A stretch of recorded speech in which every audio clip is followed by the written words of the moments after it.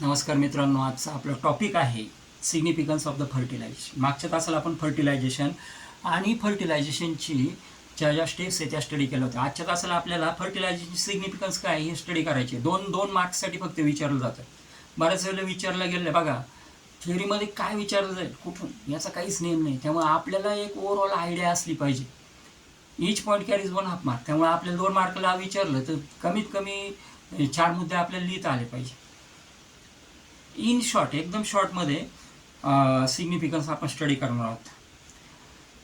It completes, secondary oocyte completes the process of oogenesis and transform into the mature ovum.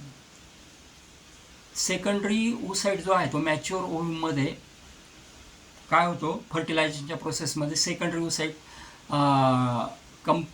Means transform into the mature ovum. तो mature ओव्ह्यूममध्ये त्या ठिकाणी काय होतं, secondary oocyte हा transform होतो. Then second, the diploid chromosome number is restored by the formation of diploid zygote and the process is known as syngamy. जो diploid zygote आहे त्या डिप्लॉइड झायगोटमुळं त्या ठिकाणी डिप्लॉइड क्रोमोझोमल नंबर जो आहे तो रिस्टोर्ड होतो. पहिलं काय होतं तर सेकंडरी oocyte हा मॅच्युअर होतो. दुसरा डिप्लॉइड क्रोमोझोमल नंबर हा रिस्टोर होतो. तिसरं आहे it helps because it is having male nucleus. The zygote formation of zygote takes place by the fusion of male and female nucleus. So it leads to evolution. कारण काय होतं की mail गॅमेटिक ट्रॅककडनं काही chromosome येतात, फिमेलकडनं काही क्रोमोझोम येतात. त्यामुळे variation येऊन इव्हॉल्युशनच्या प्रोसेससाठी त्याची मदत होते.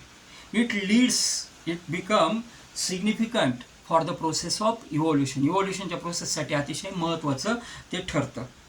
And sex of the offspring become determine. जे येणारं अपत्य आहे त्याचं जे सेक्स आहे ते सुद्धा त्या ठिकाणी डिटरमाइन केलं जातं. आपण 4 सिग्निफिकन्स पाहिले. पहिलं सिग्निफिकन्स त्याच्यामध्ये आपण पाहिलं की the secondary oocyte completely transform into the ओव्ह्यूम.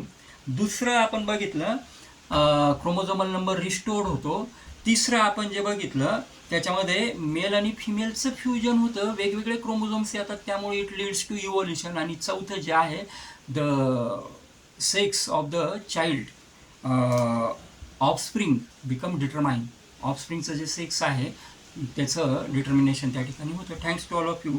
पुढच्या तासाला आपण एम्ब्रॉयनिक डेव्हलपमेंट हा टॉपिक स्टडी करणार आहोत.